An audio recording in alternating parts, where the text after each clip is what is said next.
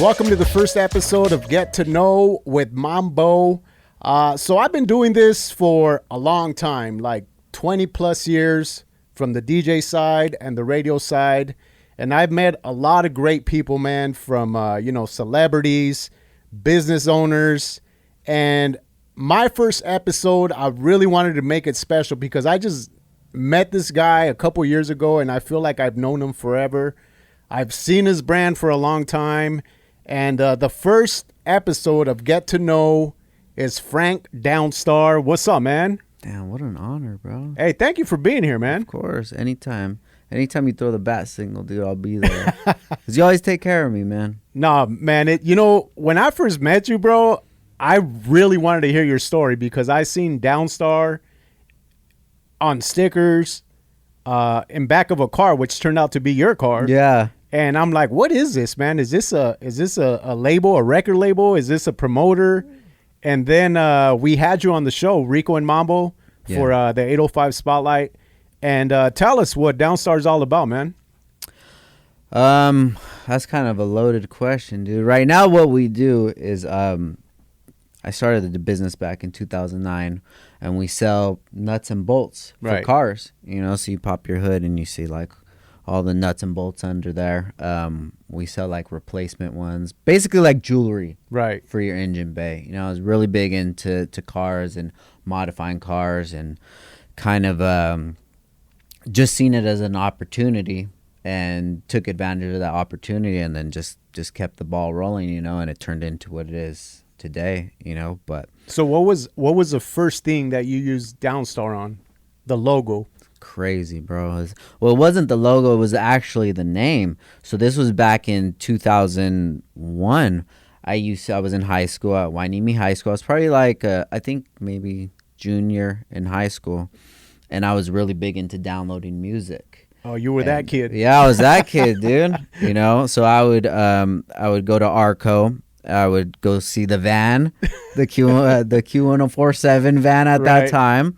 And I would get like Mariah Carey CD or whatever, and I would take it home and I would write it on my list. Now I got Mariah Carey, and you had your playlist. Bro, I had a whole list, dude, and it was alphabetical order, and I would have to edit it every few weeks. And I would have everything on there. It would be any type of music. My dad was into classic rock, so I had all classic rock. I would have like unreleased music, like because I was downloading from like Kazaa and BearShare and Morpheus, things like that, So I just had so much. I had so much music, And at that time, take it back to about 2000, 2001. That wasn't as familiar to everybody. Like most people didn't have a computer in their home. No, You go to your buddy's house and they have a Dell, and you're like, damn.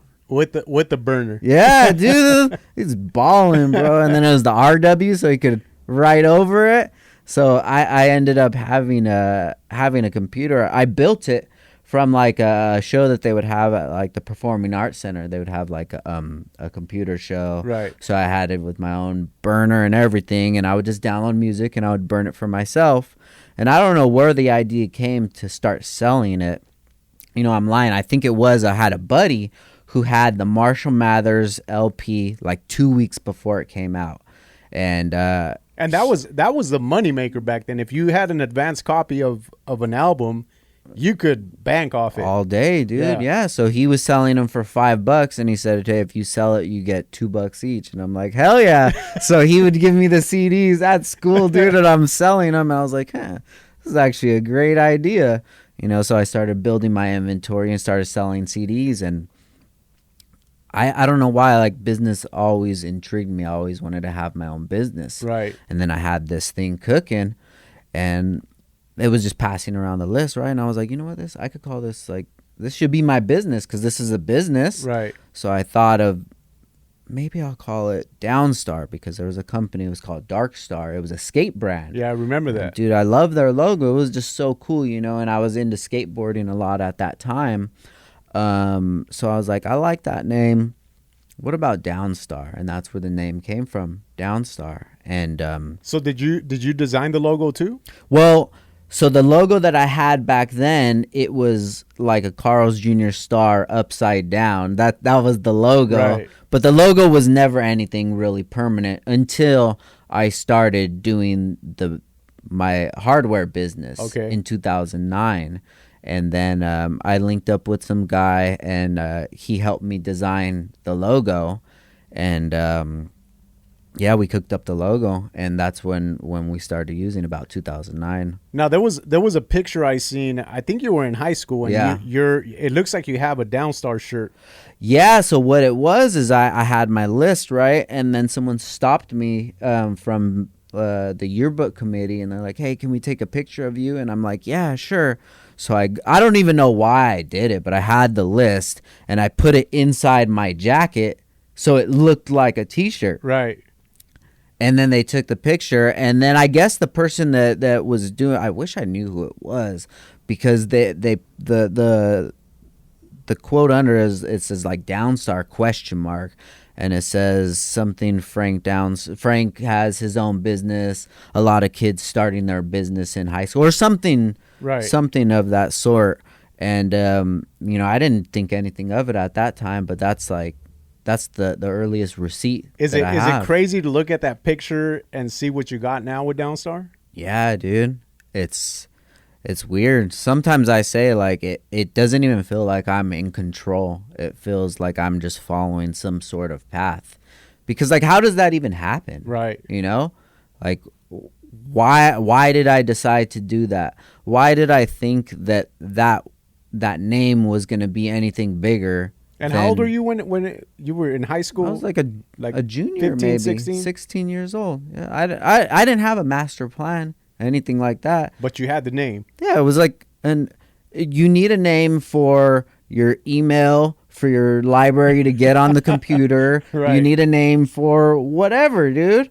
And I was like, that's a cool name. I'll use that. So for like instant messenger, it was always DownStar. My creating emails, DownStar, whatever it was, you know, or else it was gonna be like Frank 85 or something like that. But yeah, it just became my thing. So then naturally, when I had the idea for a business to come up, that's what I named it, DownStar, because that was just my thing. That was just the name. That's so dope, man. Thank you. So DownStar is such a dope name. It could go with anything, man. And I think it started with music for you. Yeah. And after that, obviously, you didn't jump into the business you have now. Did you ever have a real job, like a 9 to 5? Oh yeah, for sure, man. What was the job? I worked at Breaker Stereo for a little while. I got laid off there. I worked at crazy thing, dude, is I worked at this place called GW Surfaces, right? And I always talk about this, dude. It's like a Flintstone job, you know, 6 a.m. or 7 a.m., whatever. You got to be there, dude. Get in there, and I'm trying to get my little coffee, the dust. You know, you get the dust in the water, and then you start your job. And my job was, it's like the countertops. It was Corian, so it's kind of like granite, like a cheaper style granite. Okay. But basically they would get the shape or whatever the job entailed, and then you would have to polish it out because it was rough. Right. So I had a mini disc player that I got for Christmas. I had maybe like 100 songs because that's all you could put on it. And then it had FM too, so I would listen to you. Oh, that's so I would listen to you. And just be sanding all day. So that was a 9 to 5, just sanding most of the day. Sanding, and come 9 a.m., dude, and you get 15 minutes, and you go in there with all the Theos, and they have their thermoses, and then the burritos out the thermoses, and then go back to it, and then I'll get out at like 3. I'm like, all right, cool, let's go do something or whatever, and come like 8 o'clock at night. I'm like, damn, damn, I gotta go to bed soon, dude. So that was like my introduction into the working world. Was there And was there a point where you said, I don't want to do this for the Yeah. rest of my life? for sure, dude. But I didn't know that there was any other option because Right. that's all I seen. You know, that's how I seen my dad provide for us and any other person that I knew, any adult person. That's what they did. They just had to work, and you know, nobody ever liked their job. They just did their job. Who do you think you got the I'm gonna do it my way idea from?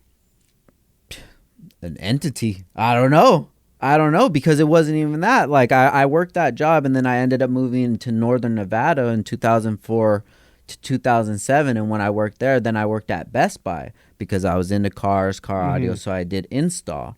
So that's kind of where I started getting into cars. And then when I moved back to Oxnard, I transferred to Best Buy in Oxnard. And then I was doing my car stuff while I was working, building my car, and then I noticed that there was an opportunity. So it kind of just like blossomed. Right. You know, it was never a thing for me to say like, you know what, I'm going to focus. This is my 5-year plan. I want to start a business. I'm going to get a loan, dude. It was literally just like, oh, well, I guess I'll do this and I guess I'll do that. And I don't know what it was that guided me to even look at these opportunities as opportunities. Right. You know, I think what it really stems down to was me seeing the value in things that maybe other people didn't. So when you found that business that you wanted to do, was there already a similar business out there, or was this something that you set the path? There was another business before us, and I think the reason that business didn't pop off is because it was a lot more expensive than the market had ever seen. Right. You know? So I don't know, 2000, I don't know how old I was. And this is the nuts and bolts. Yes, the hardware part of it. So I'm building my car. I actually bought a car, is a right-hand drive Honda Civic, and I got it imported from Japan. So it's missing a lot of parts. And I'm looking for looking for nuts and bolts and something a little cleaner to clean up the engine bay. And there's this other company that's like, man, that's like $250, dude. I can't be doing that. I'm working at Best Buy, bro, you know?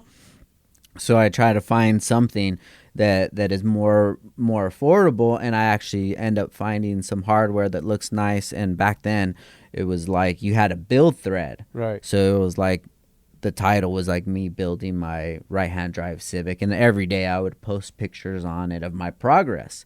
And so this was on Instagram? No. This is 2009, bro. You know, Zuckerberg was just still he wasn't doing nothing. He was still bro, cooking. You know? Yeah, he was still cooking, man. So this was on a forum. So the forum, it was called NWP for Life.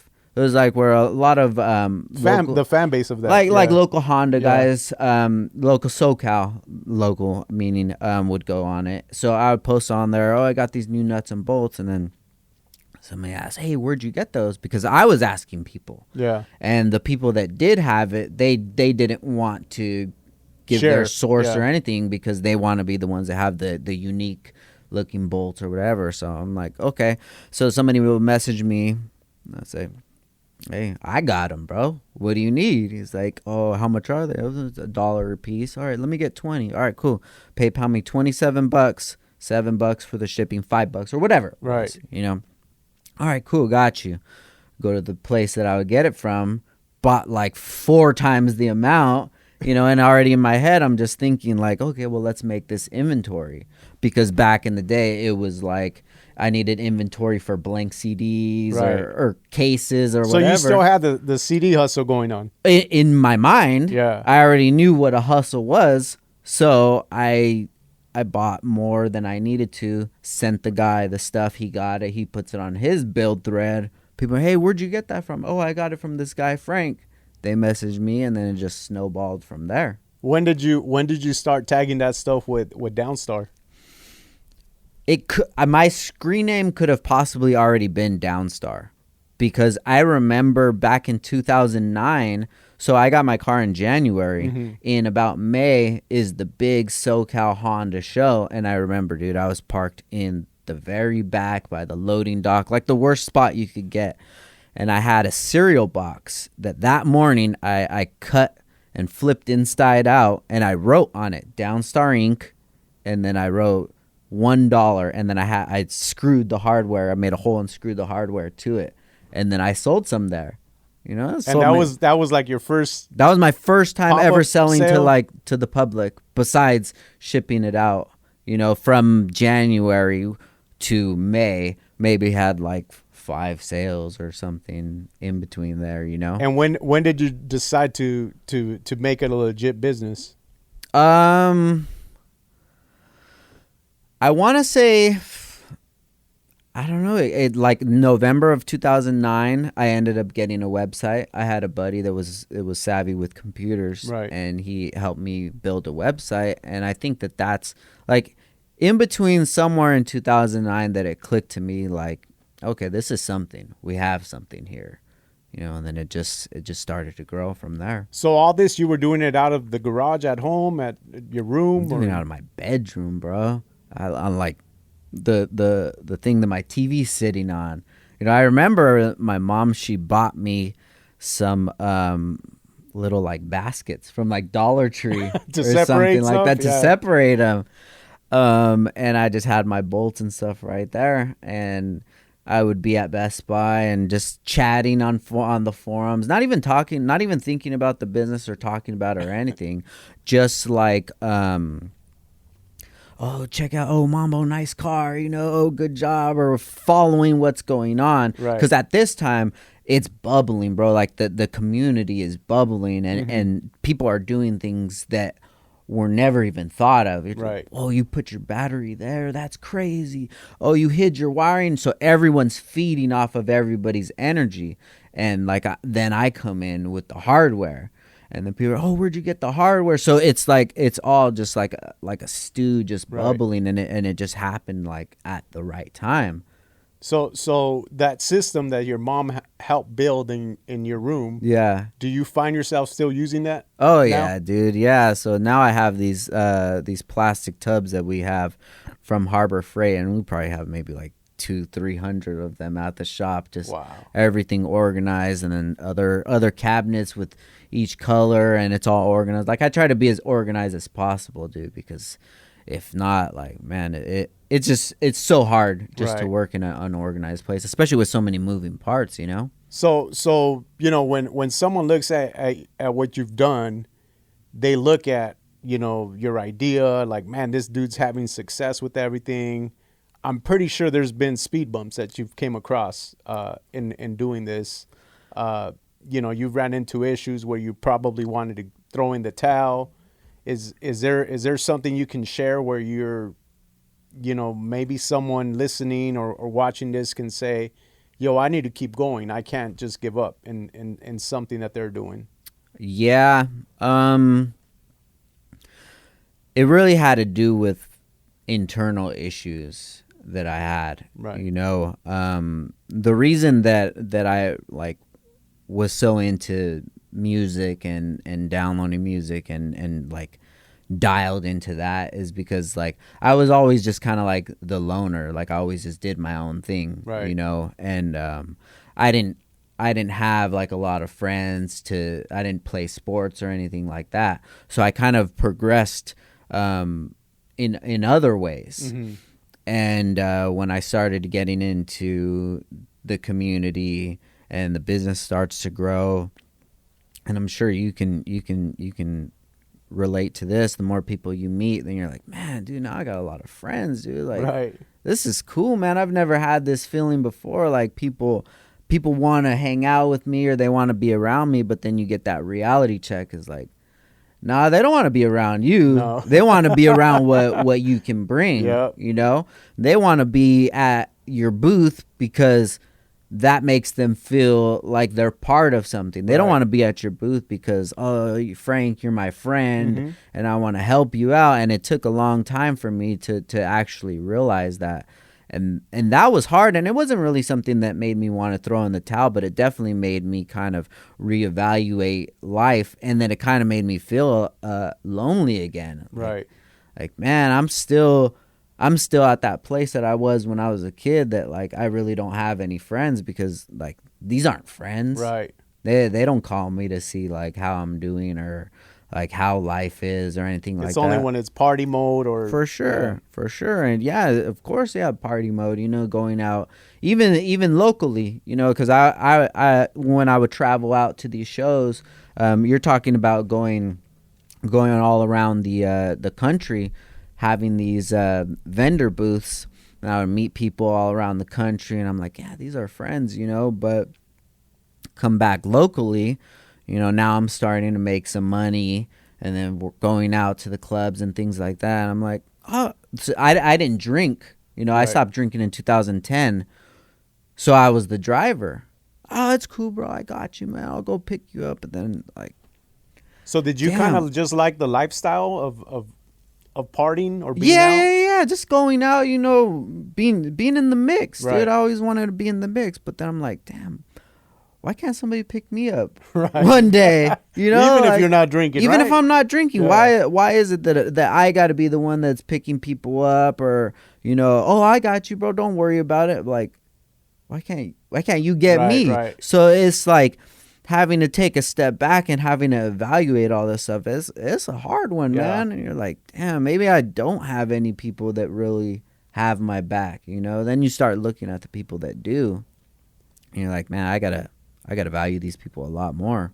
So as we grow older, I don't mind going places by myself now. But I remember back when I first started DJing, it was always about like gathering all your friends or your so-called friends. Yeah. And then, hitting up the club or wherever it is that you were going. When did you realize that you didn't mind rolling solo anymore? Probably about the time that I met my wife. I met my wife in 2012, and then when I met her, it seemed like this was genuine. Right. This was a genuine kind of feeling that I've never had before, this person actually wants to be around me, and this person wants to be with me and spend time with me and create memories. And it doesn't matter to her if like we're not doing anything crazy, Right. Like, if we're not going to like Pangea's or something like that, Pangea's. That's a club, by the way. That was a popping club back in the, what was it, like 2010? Yeah, good times, man. And those were all good times, but it's like at one time you just have to like evaluate. And I don't throw any of that blame on anybody else. Like, a lot of it is on me. Right. I feel like the biggest thing with me with growth is accountability, and I need to be accountable for allowing these sort of people in my life, and Right. and not screening them to the quality that I should have. I should have recognized more genuine people in my life, and that's why I bring up my wife, because like she's one of the most genuine person that I've ever met, Right. and it definitely helped me grow a lot. Since you're the first one who does something different in your family, where you started your own business, did you ever feel like some type of semi-hate, like, oh, look at Frank? Not really from my family, because to be honest, bro, like the only opinion that really matters is like the immediate family. Anything else, like, no disrespect, cousins or anything like that. Like, I never had a super tight knit family where your like aunt picks you up and takes Right. you to the movies, or you go with your grandparents and they'll take you on a vacation or whatever. We were like really tight knit, the immediate family. So as long as they were cool with me, like, that's all that matters. And my parents never gave me any sort of feedback about anything, because they already knew, like, man, he hustles. Right. He does what he had his business where he's selling CDs and he's making money.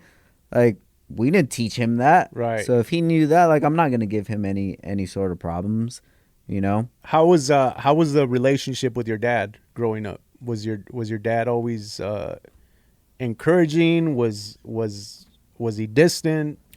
He was always around. He had a lot on his plate. Right. He was the only person that worked in the home. It was me and my two sisters and then my mom. And, looking back at it now, it's like, man, he did what he had to do to survive. Right. He gave me as many gems as he could, and he taught me the lessons that helped him provide for the family. And he left out those hard lessons that he was taught that didn't benefit him. Right. Like my dad never hit me ever in my life, and coming from a Hispanic home, that's like kind of a rare thing. Right. That's how you discipline your kids. And my dad would give it to me straight. He's like, you're going to have to work for the rest of your life. You either work with your mind or you work with your hands. And we always talk about this one instance, like I got bad grades this one time. And he's like, all right, well, you don't want to focus on school. We just moved into this new house and there was a bunch of rocks in the backyard. He's like, I need you to dig a hole and we're going to bury all these rocks. And you're talking hard work. A big hole, So like digging that hole and just having to do that and just realizing like I've always been a realist person. Like I just knew that like there's no rainbows and unicorns. Like this is what has to be done. Right. So I did. And after that I was like, man, I never want to do work like that, And then, like I said, working at that job at GW Surfaces, I was always on my mind, dude. Like, I don't want to do this. I see guys working that are probably, in their 40s and 50s, right, working right next to me, doing the same job as me, in the same break room as me. I'm 18-year-old kid at that time. Like, damn, this is my future. Like, I got to make something happen. That's funny because I when I had jobs like I always try to find the fun jobs growing up because I get bored easy, and that's something that I noticed too is like finding the older guy and always like picturing myself like, yo, is that gonna be me when I turn that age? So I always try to find the next fun job. For sure. When did you when you got out of the workforce to start your own company? When did it officially become a business for you? So from 2009 when I started it, I'm working at Best Buy at the same time. So I'm at lunch, shipping packages, going to get inventory, things like that, doing it at the same time, And then I have the money that's coming in for the businesses is from my PayPal. So then I start to notice like my PayPal is getting close to what I'm making in 2 weeks. Right. And then it surpasses it. But still, it's not clicking to me because I'm like, all right, well, this is cool. I have a good side hustle. Not realizing that the only point of having a job is to make money to fund your life. It doesn't matter where the money comes from, know? But it's still, it's just embedded in my head. Well, I have to have a job. Right. I have to have a job. I have to have dental. Like I got to have insurance. So then come 2012, I meet my wife in April. So early April 2012. And I'm like loving it, dude. Like we're spending so much time together and I'm just like in love. And you're still working at Best Buy. I'm working at Best Buy. And I remember just like, it would be like Sunday morning. Oh, I got to go. We just had the greatest night ever. And I'm like, I got to go to work. I'm at work, dude. And I see my PayPal and I'm like, why am I even here? This is so dumb, And then having managers like they're always switching managers at Best Buy. Like positions are always changing. Right. I'm like, why am I listening to you? You're not. This is so. Why? No, I'm out of here. So I just tell my parents like, yeah, I think I'm gonna quit.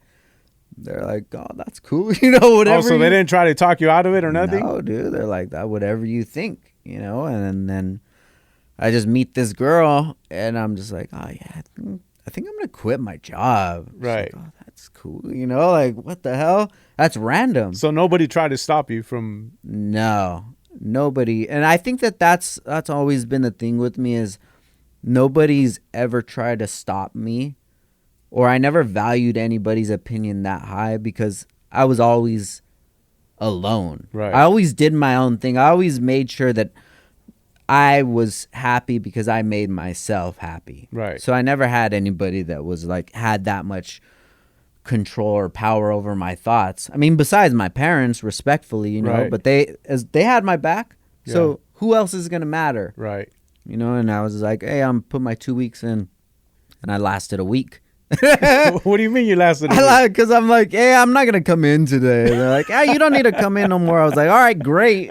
You know, I was just waiting the 2 weeks just to be respectful because Right. that's what I need to do. You know, And once you quit, did you see your company grow more after that? Hell yeah, dude. You're talking like I'm spending 30 hours a week at this job physically working, but you're not talking about the travel time. You're not talking about having to go to sleep early because you got to go to work. Mhm. Like that's a whole lifestyle. So you remove that, bro. I had so much more time to hustle and think of new ideas and products and just create, you know. So would you say in a lot of the, you know, you said you came up with new ideas and products, would you say execution in launching those products was very important to grow your business? I think my business is in such a unique position.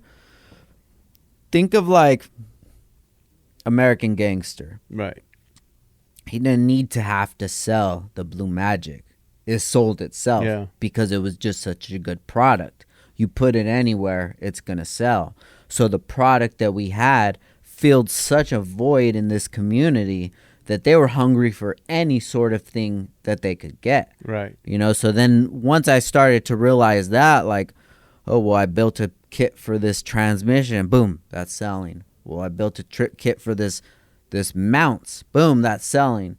Anything that I would throw out, it just started selling, you know? So I don't know if it was just because I had that sort of vision that, oh, there's a void over here, let's capitalize on Right. it. But even to this day, you know, I just see like a void in anything, in any sort of aspect of life, and then I can feel it. And How is it when you meet your supporters, like it's cool, your man. customer supporters? Is it weird? Because they're almost fans of the brand. Yeah. You know, I really don't like that word a lot, fan, because how I feel is that word like puts you higher Right. than them. And my whole thing with everything, the podcast, me being so open, is to let people know that, like, look, we're even.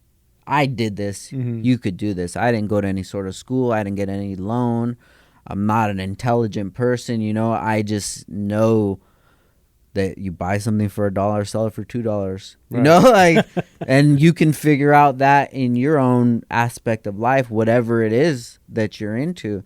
You know, you take something as general as like sneakers. Like, there's so much business. You don't just have to flip sneakers. Right. You could sell cases for them. You could sell like cleaning brushes or whatever it is, you know. But people are that the mentality of working, having to go to work, having to have a job is just so built into people in society, just like it was me. And I had to break that way of thinking to progress. Right. And I want people to know that, like, look, all a job is something to make funds so you can fund your life. Right. And I like how you said, like, you know, you buy something for $1 and you sell it for $2. I'm glad you said that because, you know, when you're young growing up and you're trying to come up and make a quick buck, it's easy to turn to the legal side For of sure. stuff.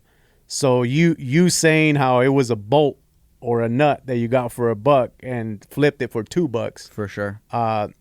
I would suggest always take the legit route because going the illegal route, I mean, I know you've referenced American Gangster, and, you know, like when you're talking, I was like, man, this dude thinks like a drug dealer. But For sure. you're doing it the legal way. I mean, that was my education. drug dealers, hip hop, Right. the like hood movies. That's what I was into. That was the music that I grew up with, like that was my culture. Right. So every time I look at business, that's how I look at it. It's funny now, but like I know people that know people that know people. The cost of a brick, if I took that cost Yeah. and put that into my product, I'm going to make more Yeah. than I would if I were to sell that brick. Mhm. So I'm legally selling, Yeah. I'm selling In drugs, your but mind, it's yeah. in a different thing, Yep. Why am I going to sell that? I'm going to have to watch my back or be into this community that is dangerous Right. when I can make more doing what I'm doing, So we've known each other. Well, I'm pretty sure we followed each other for a minute, but we actually met like during the pandemic. I believe it was. Yeah. And by then your brand was already doing good, but since then, like we talk here and there, and you mention that on like I believe it's like Black Friday, like you have great business that Yeah. happens, and does it trip you out that you see the business grow more and more as time goes on? It does, bro, because I'm always waiting for that shoe to drop, I'm always waiting for that month, Right. that year where it's like, all right, this is it. But like dead ass, bro, every month this year has been the biggest month that it's ever been. Wow. Biggest January, biggest February, biggest March. I think there's only one month that we missed, and that was at the height like of this year. And the only reason we missed it is because the previous highest month was when COVID was hitting and everybody was getting their free money. Oh, that's right. Yeah. So it's like there's that insecure part of me that's always worried, like, man, I don't know, someday, So But then you still think like that? You have moments like that? I have to, dude. You have to always keep yourself like prepared for the other shoe to drop. Is there things you do to step your game up, or you kind of just? Yeah.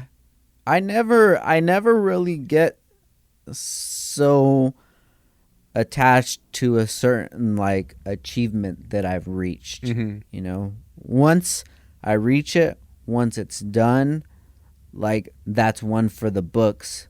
But now I just got to keep going. Right. And it's not even it has to be bigger, it has to be better. It's okay, what's next? What do I got to do next? Let's keep this ball moving. And I think that that's actually what makes the business successful. So as long as you keep moving it forward and coming up with new ideas, that's kind of what sets you up for the fall. Have a bigger month every month. For sure, just working harder, and just putting that energy into the universe. This crazy thing, bro, is like, have you heard of the saying "even Steven"? Yeah. Okay, so Even Steven, Seinfeld is like one of my favorite top shows, right? So there's an episode of Seinfeld, and he's Even Steven, because he's like, all right, watch. He has $20, throws it out the window. Later on in the episode, he's going through his pocket, finds $20. Like, that's me. And what I feel like is that I'm so in touch with the universe and with all the feelings that I'm getting, this entity that is controlling my life, that these things that I see, these feelings that I get, I capitalize on them. I don't say, oh, well, maybe later. You don't doubt them. I just do it. Yeah. I don't doubt it because it's proven itself so many times. We'll be at the shop and we'll be like, dude, we need one more red washer to send this out. I need to Even Steven. All right, hold up. I'm looking. Like, if I stop looking, I'm not going to find it. But if I keep looking, I'm going to find it. And it happens all the time, That's dude. crazy. And it's so weird. Sometimes it feels like I'm not even in control. Like something else is controlling me and something's guiding me. And I think the reason that I'm being guided in such a great direction is because I try to do the best things that I can in life. Like anytime that I feel that there's something that I do that I'm not happy about, I address it. Like, I love smoking weed, dude. Right. But it got me to a point where I was like, you know what? I don't need this. And I'm about 6 weeks, nothing. Cold turkey. Just from one day being like, okay, that's it. So it was Time just to a stop. choice. It was just a choice you made. Time to stop doing this, Like, down to the point where, like, killing animals, bugs, anything. A ant, I'll blow it off. A spider, I'll pick it up, put it outside. Because I feel like that's a living, breathing thing. Who am I to take that thing's life? Right. And that to some people that sounds dumb, but like, if you really want to be in touch with the universe, everything is a living, breathing organism, and it has some purpose. Right. That it's here, just because we don't know what the purpose is. So I try to do my best that I can. Every human that I interact with, I want it to be a positive interaction. Right. And if it becomes negative, that's because that's what they chose that interaction to be. Mm-hmm. But that doesn't mean I have to make Engage it a with negative. it, yeah. I don't have to, because that means that I don't have control over my life. Right. If somebody can engage with me and turn me into being negative, that means they have the control over me. When did you figure out the putting things out to the universe, becomes true? I think when I really started getting into podcasting, not even myself podcasting, but just this intaking podcasts, Like listening to others, hearing other people's perspectives, just looking at life through other people's point of view. It really helped out a lot, When I need the answer to something, or when I want the best information, that's it. I just want the answer the best. It doesn't have to come from me. Right. It can come from you. It could come from anybody else. What do we need to do to create this? Okay, well, I think we need to do this. Well, if we do it that way, then yeah, you're right. What's your point? Well, if we do, okay, dude, let's do it. Right. That's the end goal. That's what I want. When I started getting rid of my ego and my pride and started to focus on accountability, dude, my life changed so much, bro. And it was hard for me to get rid of that because, like, I always say that's the Oxnard culture, bro. It's inside of me. Right. It was built inside of me to have that ego, to be like, always on edge. But then now when I look back at it, like, why are we like that? Yeah. Because you have to be. Right. The streets are rough, dude. You don't want nobody to take advantage of you, or whatever it is, But then you think about it, like, man, that ain't no way to live, dude. That's not cool, bro. Yeah, I always think about what you mentioned. Like, you think of some of the biggest business people out there, and then you put them in your shoes. Like, I don't think they do this. For sure. I mean, nowadays you see Elon Musk calling out Mark Zuckerberg, but but other than that, you don't see that in the business world a lot. Yeah, and then I think I've always been good at, like, emulating people, right, and things, and like, even drawing. Like, I would way better. I'm a way better drawer, looking at something and drawing it myself. Mm-hmm.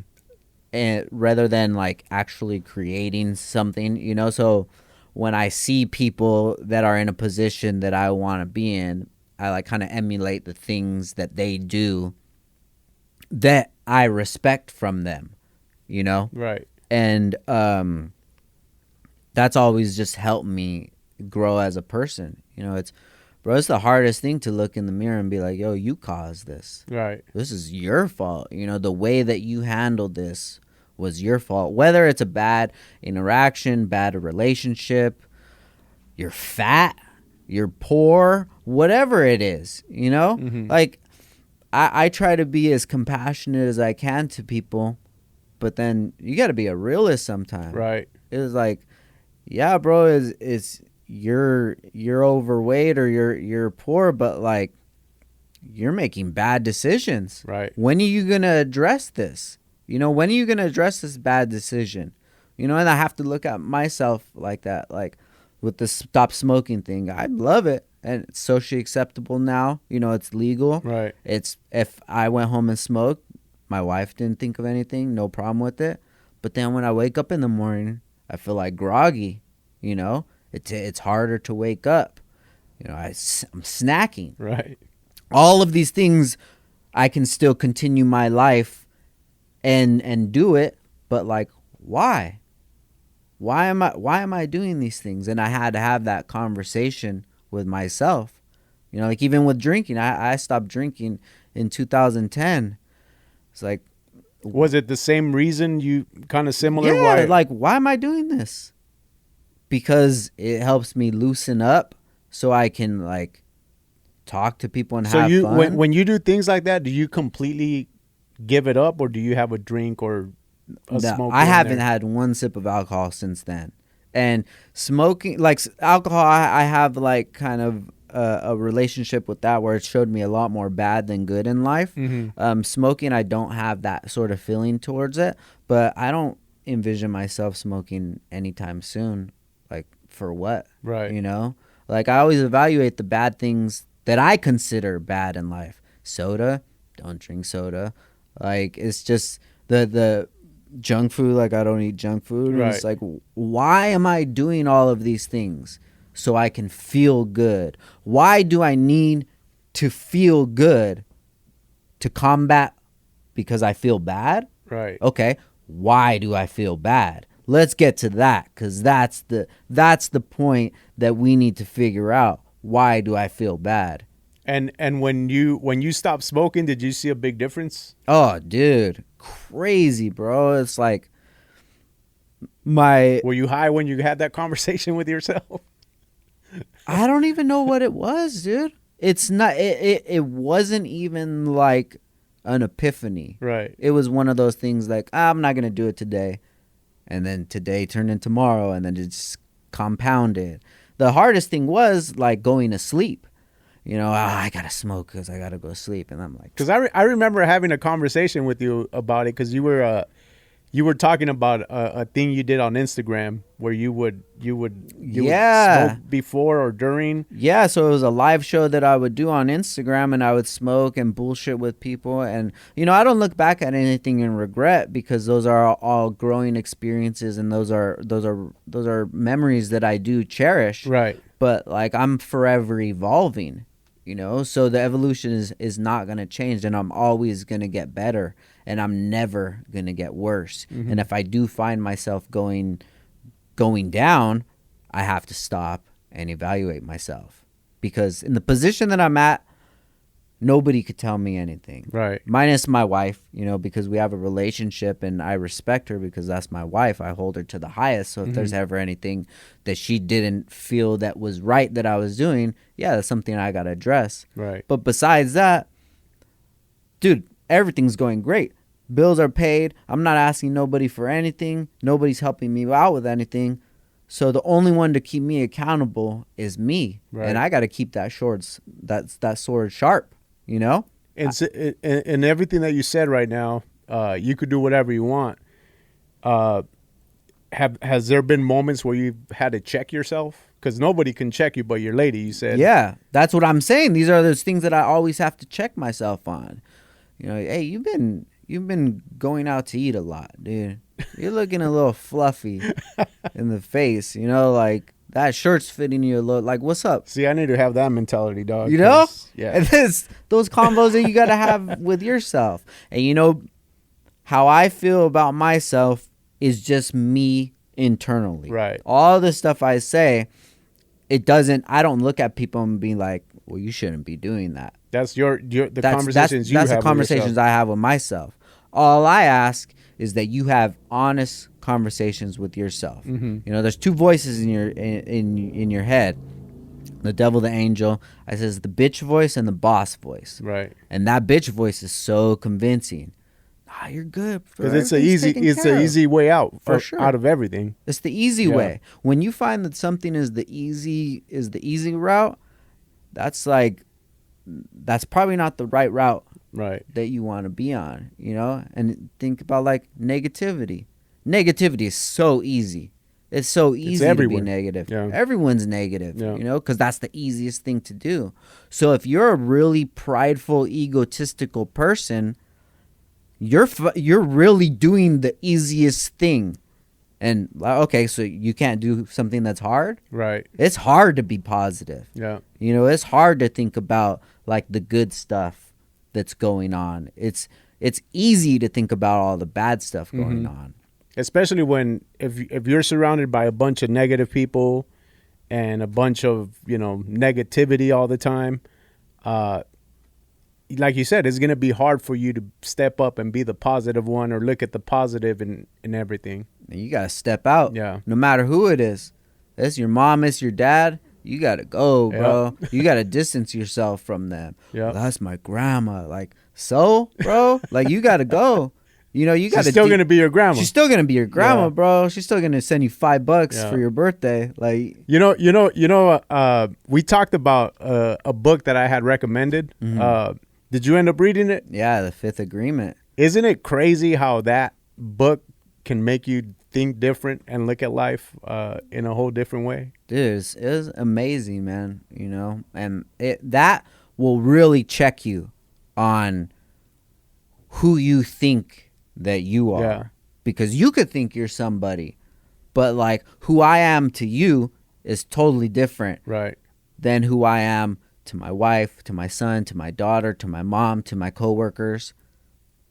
Who I am to me, I'm the only one that thinks that. Right.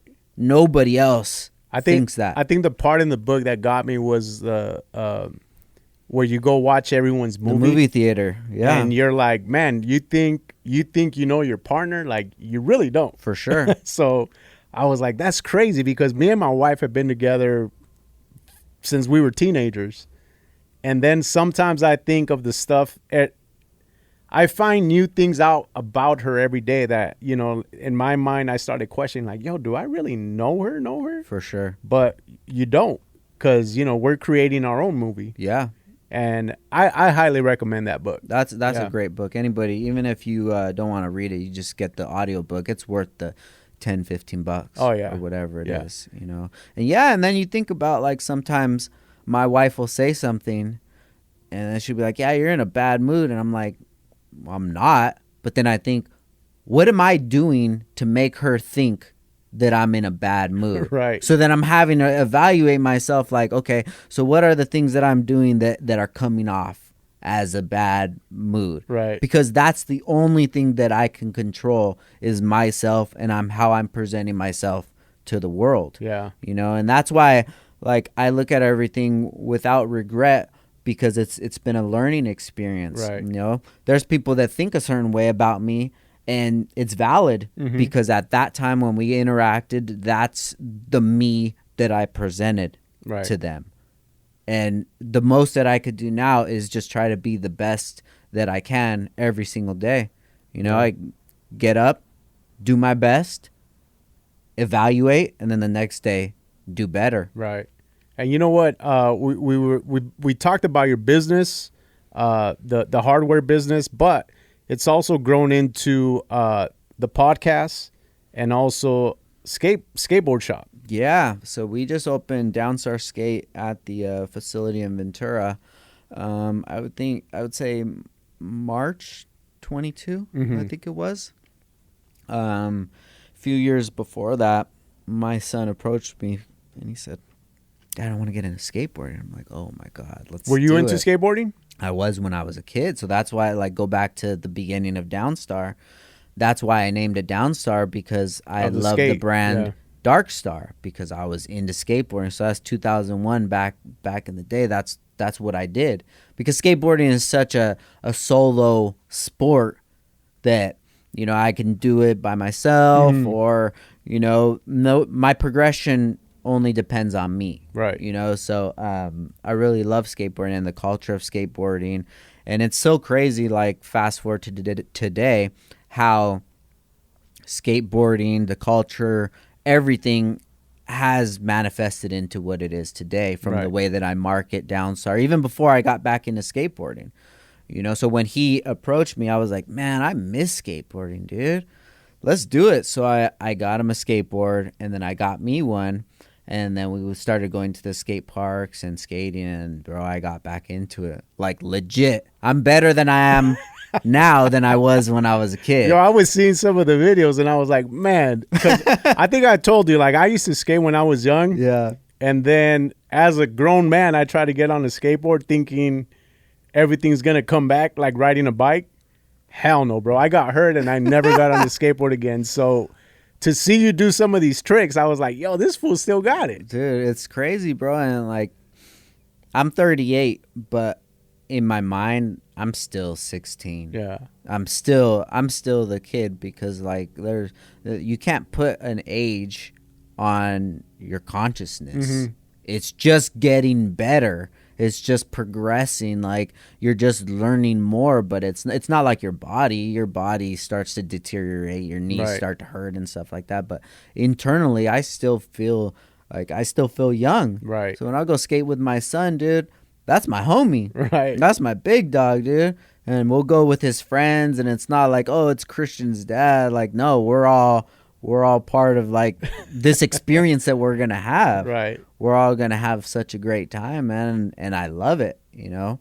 And then sometimes it's just it gives me that motivation that I need to keep pushing forward, and that's where the skate shop came from, you know, because when I was younger and I wanted to have a business, of course that was the first business that I wanted to have. A skateboard shop. I don't want to have a CD burning business. I wanted to have a skate shop. I wanted a skate brand, you know. And it's crazy how you said earlier that you put stuff out to the universe and it happens.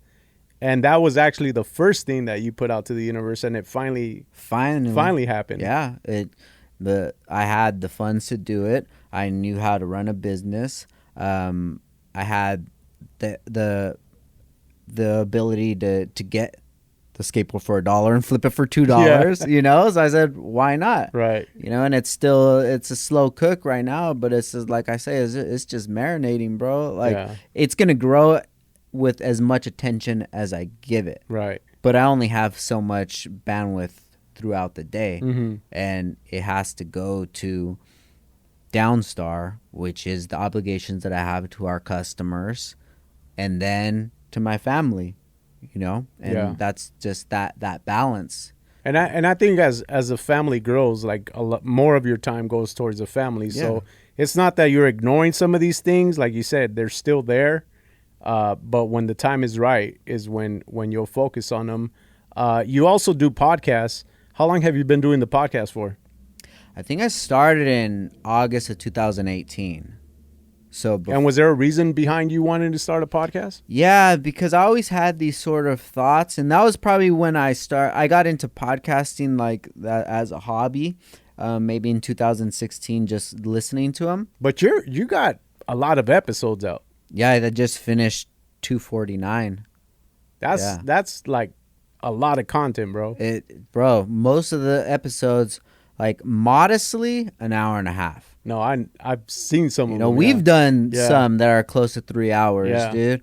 I've done some that are like 5 hours with people that I just met that day. Wow. People need to unload, man. Yeah. They have a lot of stuff to talk about. One thing I like about podcasts is that, and even in some people that we've had, when they make the comment like, oh, this is what therapy is, because some people have never been to therapy, or, you know, they've never talked to anyone about the stuff that we bring up in the podcast, and it's like relieving for a lot of people to talk about certain things. For sure, dude, and it's very eye-opening too, because like I remember I had this one guest on, a famous Honda guy. He has a family, and he's always out. He was probably home maybe like a week or two out of the year. Wow. And he started talking, and he was like, yeah, one day my son's gonna grow up and he's gonna be like, you know, my dad was like one of the best like Honda influencers out there. Or he's gonna wake up and be like, damn, my dad was never there, and I'm okay with that.